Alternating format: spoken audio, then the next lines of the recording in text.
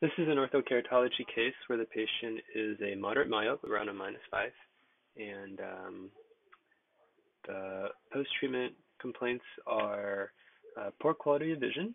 And if we look at the post-wear topographies, we can see that the lens is moving off to the right in both eyes. It's settling sometimes centrally, and we are getting very good correction of the myopia centrally, but especially in the right eye, the um, return zone is really getting into the pupil and probably causing a little bit of aberration for the patient. The patient also had some complaints about the comfort of the lens, and so I would try to take care of the positioning of the lens first, see if we can get this lens better centered to help with the vision, and start with that. So let me bring up the patient's lenses with the right and left eyes.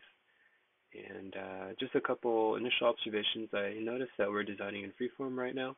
And with this particular cornea, even though you do have a little bit of asymmetry superiorly relative to the rest of the cornea, I think this would be a really good case for GSIM. So I am going to switch this to GSIM right now. And the reason I do that is a lot of times when we try to modify a lens that was initially designed in freeform, we get it gets very complicated. And if the cornea doesn't have to have a free-form design lens, I'd rather go with a simpler design where our adjustments are going to be more uniform and they're also going to be more predictable. The second change I would make to this lens is increase the diameter. I measured the cornea. It's pretty close to about 11, maybe a tiny bit more than 11 millimeters across. So I had to bump this up to 10.8. And I think a larger lens will center on the cornea a little bit better. You'll notice I did change our power. It also changed our central thickness of the lens. So let's change that back. Um, Looks like you have 18 on the left side, so I did not know where it was before. But just don't forget to change that again if you want to. Our power of the lens, which was originally at +1.25, has dropped to +70.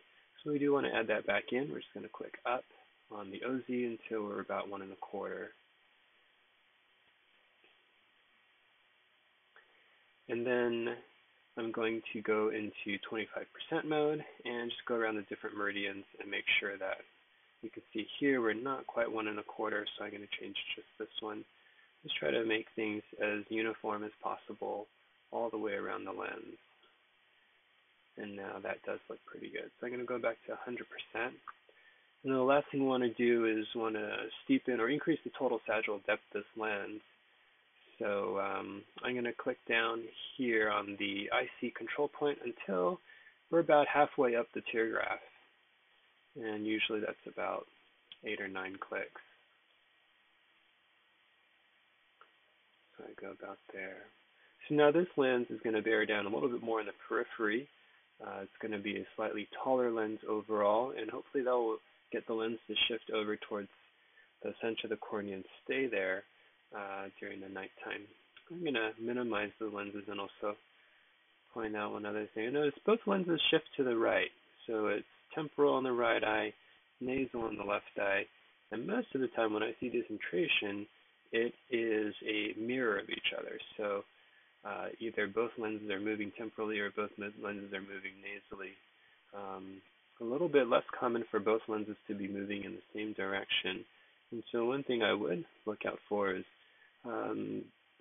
see if this patient is perhaps using a sleep mask or anything that would physically cause the lenses to both shift in the same direction.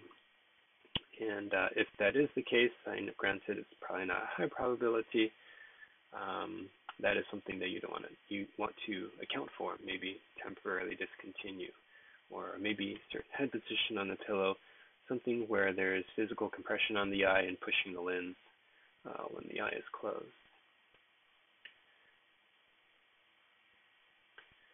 I would make the exact same changes for the left eye. We'll go to GSIM.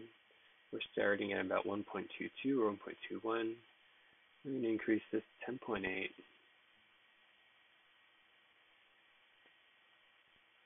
Readjust the topo demand to match what was there initially. And then check the other meridians. I can probably be a little bit closer there. Definitely can be closer there.